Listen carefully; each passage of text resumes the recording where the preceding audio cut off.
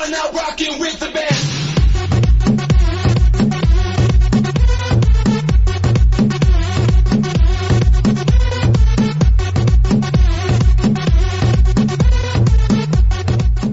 Hola, ¿qué tal? ¿Cómo están, estimados estudiantes? Es un gusto para mí volver a saludarles ya en esta nueva oportunidad.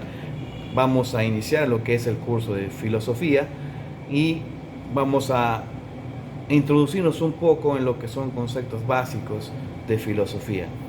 ¿Está bien? Les doy la bienvenida a esta nueva clase. Presten atención, por favor, para que nuestra preparación sea a conciencia y tenga mucho éxito ya nuestro ingreso a la universidad. Bienvenidos. Entonces, prosiguiendo con la clase, el tema que vamos a abordar el día de hoy es sobre el saber y la actitud filosófica. Pero antes de entrar a la profundidad al tema, es importante precisar lo siguiente. El discurso filosófico se origina, por tanto, en una elección de vida y en una opción existencial y no a la inversa. ¿Ya? La filosofía es un efecto ante todo, una manera de vivir, pero que se vincula pues estrictamente con el discurso filosófico. ¿Ya? Con el discurso filosófico. Ahora, la filosofía nació en Grecia en el siglo VI a.C. con el propósito de ¿qué? Con el propósito de sustituir las explicaciones míticas de los fenómenos naturales por explicaciones racionales, ¿ya? Por este motivo, el origen de la filosofía se le conoce pues como el paso del mito al logos, ya que el pensamiento mítico pues comenzó a ser sustituido por un pensamiento racional, Entonces, que quede claro esto, que la filosofía, pues con la filosofía se da este paso del mito al logos, el querer saber el porqué de las cosas, el porqué de la existencia de las cosas. Bien, entonces vamos a continuar con la clase de hoy. Para empezar, debemos saber, valga la redundancia, qué es el saber. ¿Ya? Vamos a definir qué es el saber. Según su etimología, el término saber pues viene del latín sapere, sapientia, que significa conocer una cosa, tener noticia de ello. La Real Academia de la Lengua Española nos dice que la equivalencia anterior considera el saber como conocimiento y como el arte de conocer y adquirir ciencia. El saber filosófico es un saber de segundo grado que presupone un determinado nivel de desarrollo de la vida política, socioeconómica y cultural. Además, pues presupone otros saberes previos de primer grado, como son los saberes técnicos, los saberes políticos, los saberes matemáticos y físicos, entre otros. La filosofía es el más antiguo de los saberes y de ella pues se desprendieron luego los demás saberes particulares. Al inicio, ciencias como las matemáticas o la física no estaban bien diferenciadas. Tanto es así que Platón insistía pues en que nadie que no sepa matemáticas entre a la academia, ¿no? O sea que nadie que no sepa matemáticas no es digno de estar en la academia, ¿no? Decía Platón. Para los antiguos griegos, las matemáticas representan pues una simple instrucción que puede aprenderse y enseñarse. Es una disciplina asequible y que no especialmente complicada, pues, ya, y que no es especialmente complicada, ¿no? Entonces, la filosofía, de acuerdo al saber, según Augusto Salazar Bondy, nos dice esta definición, que el saber es conocimiento en el sentido más general, por tanto teórico como práctico, tanto científico como filosófico y vulgar. ¿Ya? Entonces ahí tenemos ya lo que es la definición del saber. ¿Está bien? Continuamos. Ahora, ¿cuáles son los tipos de saberes? Los tipos de saberes son específicamente, son varios, ¿no? Pero los principales son 5. El saber técnico, el saber experiencial, el saber científico, el saber filosófico, el saber teológico. El saber técnico, según Aristóteles, es habilidad especial para hacer algo a la que domina tecne, algo técnico, ¿ya? Para hacer algo ágil para hacer algo, ¿no? El saber experiencial, es decir, la capacitación de algo en mérito a la experiencia. El mismo Aristóteles designó a este saber como empiria, es decir, como experiencia en el mejor sentido.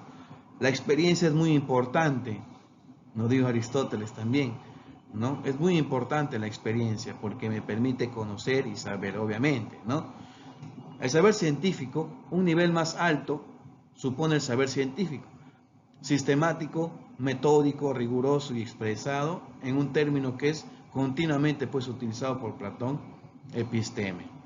Ya el saber científico ya es un poquito más complejo, un poco más que requiere más de investigación, más dedicación y más uso ya de lo que es el análisis, ya el razonamiento en ciencia.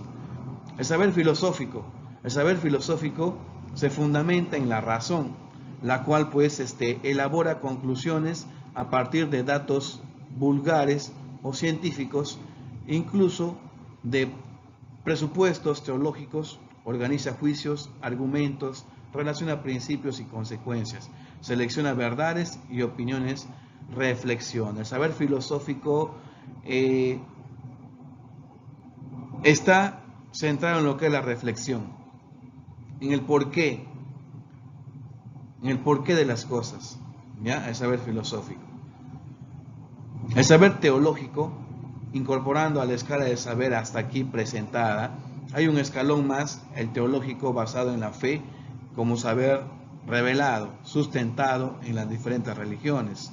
El saber de la fe, el saber en las creencias, el saber en que existe un ser supremo, ¿ya? Entonces, esos son los tipos de saberes.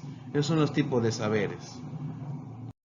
Continuando, tenemos lo que es la actitud. La actitud,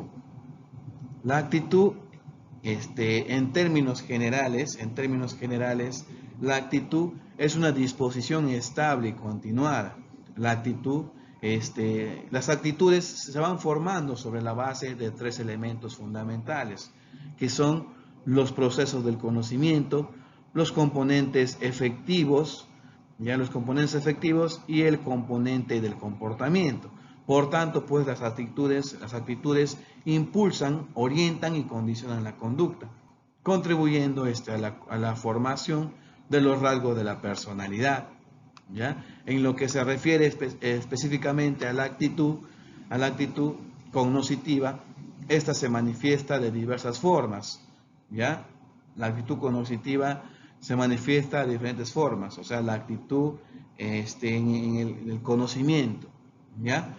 Se manifiesta de diferentes formas. Primero tenemos la actitud espontánea, que es aquella por la cual pues llegamos a establecer el saber vulgar, es decir, tenemos una tendencia natural a conocer, asumiendo pues que todos de manera espontánea y natural adquirimos conocimientos y nos servimos de ellos pues en el curso de nuestra vida diaria. Ya entonces el saber espontáneo, la actitud espontánea nos permite eso, ¿ya? Del conocimiento que tenemos nos permite servirnos de ese conocimiento, la actitud espontánea. Luego tenemos con respecto a lo que es la clase de actitud espontánea. En esta clase de actitud trata de satisfacer nuestros impulsos más elementales, con nuestros sentimientos y nuestros intereses, y por lo general pues se refieren a los problemas inmediatos que la existencia nos plantea, ¿ya? Ahora, la actitud científica es aquella por la cual llegamos a establecer el conocimiento científico, la cual requiere de un gran esfuerzo y una preparación especial. En este sentido, podemos decir que la actitud científica está caracterizada por ser selectiva, metódica, sistemática, explicativa, objetiva y racional, la cual pues la convierte en una visión racional y orgánica de la realidad, ¿ya? Y orgánica de la realidad. Por eso se denomina actitud científica, ¿ya? Actitud científica. Y por último tenemos lo que es la actitud filosófica, que es aquella por la cual pues llegamos a establecer un conocimiento filosófico, la cual implica que el hombre busca a través de esta los principios íntimos, el fundamento y sentido del mundo, y quiere adquirir un saber radical, capaz de ofrecer una explicación satisfactoria del conjunto de lo existente. En este sentido, pues, podemos decir, según Salazar Bondi, que el hombre que adopta la actitud filosófica pone en tela de juicio las certidumbres y problematiza pues todos los conocimientos adquiridos, aspirando a poseer un saber definitivo y fundamental. No da nada por supuesto, no admite ningún método y ninguna opinión sin someterlos a una crítica rigurosa. ¿Ya? Una crítica rigurosa. Bien, entonces ahí tenemos la actitud y las clases de actitud, los tipos de actitud. ¿Ya?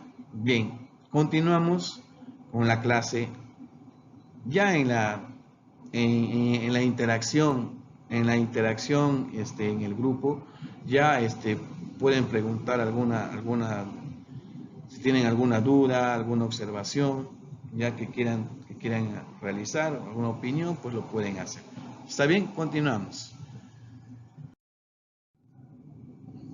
Ahora tenemos lo que es la filosofía en sí en sí. Vamos a entrar un poco más ya a detallar en lo que es la filosofía en sí. ¿Ya? La filosofía en sí. A ver. Para empezar, debemos encontrar una definición a lo que es filosofía. ¿Qué es filosofía? Primero vamos a abocarnos a lo que es la función de la palabra. Etimológicamente, el término de filosofía proviene de dos voces griegas, que son filia o philos, que significa amor, y sofía o sophos, que significa sabiduría. Y la unión de estos dos términos griegos, pues nos da el resultado de la primera definición según su etimología de filosofía. Por lo tanto, etimológicamente, filosofía significa amor a la sabiduría, amor al conocimiento, amor a la ciencia. ¿Ya? Entonces, ese es el primer significado de filosofía según su etimología. Ahora, existen varios autores o varios filósofos que trataron pues también de dar un significado a la filosofía. ¿Ya? A lo largo de la historia se han dado diversas definiciones de filosofía. Y acá pues tenemos algunas de ellas, ¿no? Por decir, tenemos la definición de Aristóteles. Aristóteles dice que la filosofía es la ciencia teórica de los primeros principios, de las primeras causas de lo que es. Principio es lo que es primero en el ser y primero en el conocer, ¿no? Esto es lo que nos dice Aristóteles. Aristóteles define la filosofía como el principio del saber, ¿ya? Como el principio del conocer, ¿ya? Entonces, esa es la definición de Aristóteles. Ahora tenemos la definición de Hegel. Hegel nos dice que la filosofía es el saber efectivo de lo que es. La filosofía no debe ser amor y entusiasmo por el saber, dice Hegel, ¿no? Contradiciéndose un poco a lo que es su etimología. Para Hegel, la filosofía debe ser el saber mismo, el saber efectivo de la realidad, ¿ya? Eso es la filosofía para Hegel, ¿ya? Tenemos también la definición de Karl Marx, una definición marxista de la filosofía, quien establece que la filosofía es una actividad, o sea, una praxis, para la transformación del mundo, para hacer la revolución, ¿no? Para hacer la revolución. Marx afirma que la filosofía es algo práctico, no es muy teórico, sino práctico, según Marx. Tenemos también lo que es la definición de filosofía según Francisco Miro Quesada Canturia, un filósofo peruano, ¿ya? Quien dice que la filosofía es un tipo de conocimiento eminentemente problemático y crítico, ya eminentemente problemático y crítico, incondicionado y de alcance universal, cuyos temas pues, de investigación van más allá de la experiencia, la cual hace de él además un saber pues trascendente y metafísico, ¿ya? Bien, entonces eso es lo que, cómo tratamos de definir lo que es filosofía, ¿ya? Lo que es filosofía. Bien, continuamos con la clase. Ahora tenemos las características de la filosofía, ¿ya? Las características de la filosofía. A ver, hablamos de características, vamos a enmarcar específicamente 11 características. 11 características. La primera característica de la filosofía es que es universal. ¿Por qué? Porque pretende ser el conocimiento de la totalidad de las cosas, ¿ya? Pretende ser el conocimiento de la totalidad de las cosas, ¿ya? Otra característica, la filosofía es problemática. ¿Por qué? Porque siempre está buscando el porqué de las cosas. Siempre busca el porqué de las cosas, ¿ya? Porque desde un principio, el ser humano, el filósofo siempre usó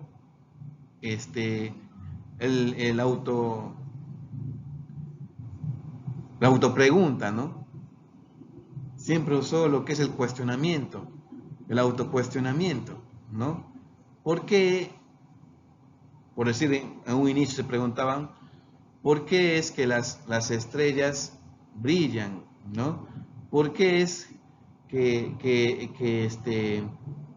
el aire corre por un lado, ¿no? ¿Por qué? El porqué y el porqué y el porqué de las cosas, ¿no? Entonces, esos cuestionamientos incentivó al ser humano a poder saber y a poder conocer, a poder investigar, ¿ya? Y a llegar obviamente a una conclusión a raíz del uso de la razón, Bien, otra característica de la filosofía es que es reflexiva, orienta la meditación de las personas en un intento de conocer la realidad. Es analítica, descompone la realidad en parte para un mejor estudio. Es crítica, toda afirmación es puesta en tela de juicio, ¿ya? En tela de juicio, ¿no? Es incondicional, no admite ninguna base de antemano. Es objetiva, trata de proporcionar datos tal y conforme se dan los hechos en la realidad. Es metódica, emplea una metodología adecuada de acuerdo a las necesidades. La filosofía también es sistemática, exige coherencia entre las partes. La filosofía es radical, busca la raíz de todo fundamento. Y por último, la filosofía es racional, permite hacer el uso de la razón, ¿ya? De la razón. Bien, que quede claro esto, por favor. Continuamos. Ahora, ¿cuáles son las disciplinas filosóficas? La filosofía tiene varias disciplinas filosóficas que pues tratan de explicar el porqué de las cosas desde un punto de vista, ¿ya? Por decir, tenemos a la gnoseología, que es el estudio del origen, la naturaleza y los límites del conocimiento humano; la epistemología, que es una disciplina más específica que la gnoseología y estudia pues la validez del conocimiento científico, el lenguaje de la ciencia. La ontología es la disciplina que se encarga del estudio del ser de las cosas y de la realidad.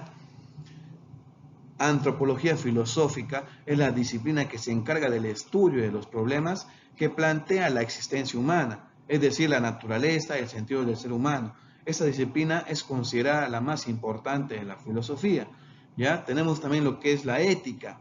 La ética es la disciplina que tiene como objeto de estudio los sistemas morales y las normas que lo integran. Son temas éticos del lenguaje que se expresan las normas morales y el fundamento pues de la obligatoriedad que ellas demuestran. Tenemos lo que es la axiología.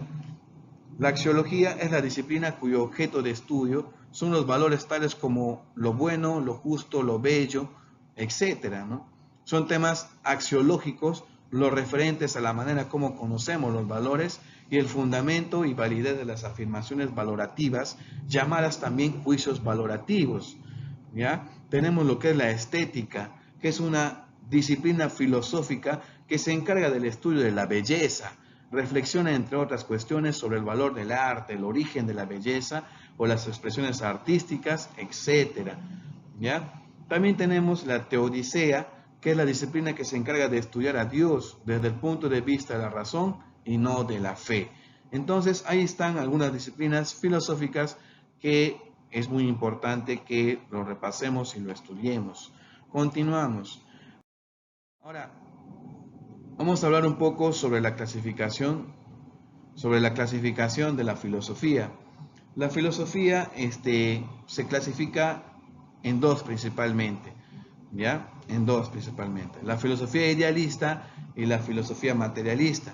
La filosofía idealista es la corriente filosófica que considera la primacía ontológica del pensamiento. Las ideas, la conciencia o el espíritu se fundamenta en que la explicación última de la materia es a través del espíritu. La filosofía idealista tiene como base el idealismo, ¿ya? El idealismo que se inicia con Platón, ¿ya? Que se inicia con Platón. Y cuando hablamos de idealismo hablamos de la existencia de un ser superior, ¿ya?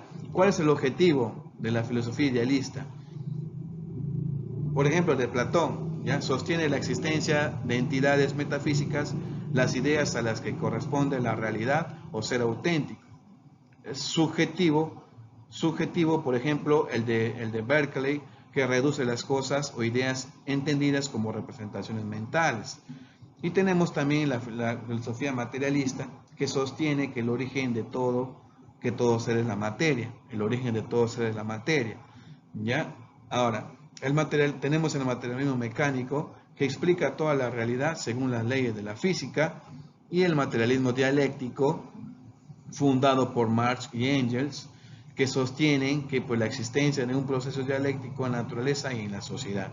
Marx y Engels, repito, sostienen la existencia de un proceso dialéctico en la naturaleza y en la sociedad, ¿ya? Que todo tiene un proceso, que todo está en constante movimiento, ¿ya? Esto decía el materialismo dialéctico según Marx y Engels, ¿ya?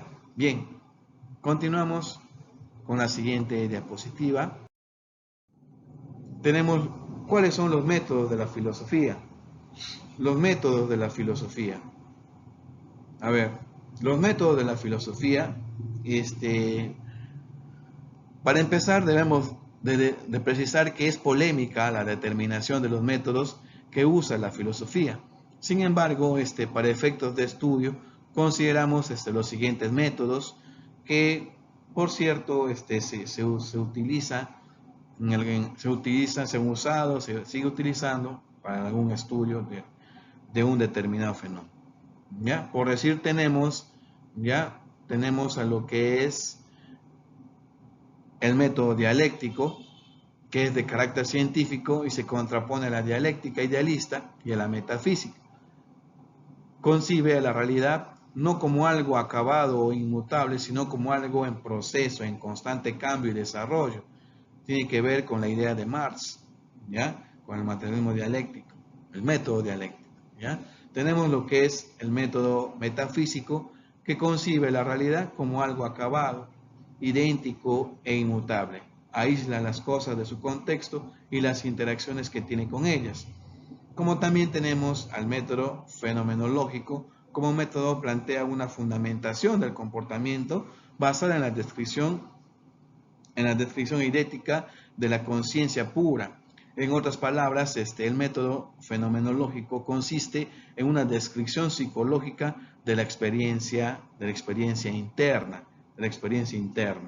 tenemos el método estructuralista, que es un método que se propone la aprehensión de la red de relaciones entre elementos determinados por dicha red o estructura, de manera que el todo es más que las partes, ¿ya? De manera que el todo es más que las partes, ¿ya? Tenemos lo que es el método también hermenéutico. La hermenéutica aplica el modelo interpretativo de los textos al ámbito ontológico. La realidad no es más que un conjunto heredado del texto, relatos, mitos, narraciones, saberes, creencias, monumentos e instituciones heredadas que fundamentan pues nuestro conocimiento de lo que es el mundo y el hombre, ¿ya? Entonces ahí hemos mencionado algunos métodos de la filosofía que obviamente son aplicadas para algún determinado estudio, ¿ya? Y para ir terminando, ¿ya? Para ir terminando tenemos la importancia de la filosofía. La importancia de la filosofía. ¿Por qué es importante la filosofía? ¿Por qué creen ustedes que es importante la filosofía? ¿Ah? La filosofía nos brinda una visión totalizadora de los fenómenos que ocurren en nuestra realidad, tratando pues de encontrar las causas íntimas de los mismos. Nos permite problematizar todo tipo de situaciones y a través de ella pues podemos lograr una transformación constante del hombre, del ser humano, ¿ya? Del ser humano. Entonces, la filosofía es importante porque nos permite a nosotros analizar todo lo que está en nuestro entorno, reflexionar respecto a nuestra realidad, tratar de encontrar causas del porqué de las cosas, ¿no? Problematizar sobre alguna situación, ¿no? Y a través, pues, de la filosofía o a través de la problematización podemos transformar constantemente las situaciones que se nos presentan en la vida, ¿ya? Las situaciones que se nos presentan en la vida constantemente, ¿ya? Entonces, muchas gracias por su atención. Gracias por su atención. Fue un gusto para mí poder compartir nuevamente con ustedes. Sigan preparándose, por favor. Ya falta poco. Bien, muchos éxitos y un fuerte abrazo a todos ustedes. Cuídense mucho. Nos vemos la próxima. Abrazo. Y no olviden, disculpen, no olviden dar una manito, un dedito al video, por favor. Bien, nos vemos. Hasta la próxima.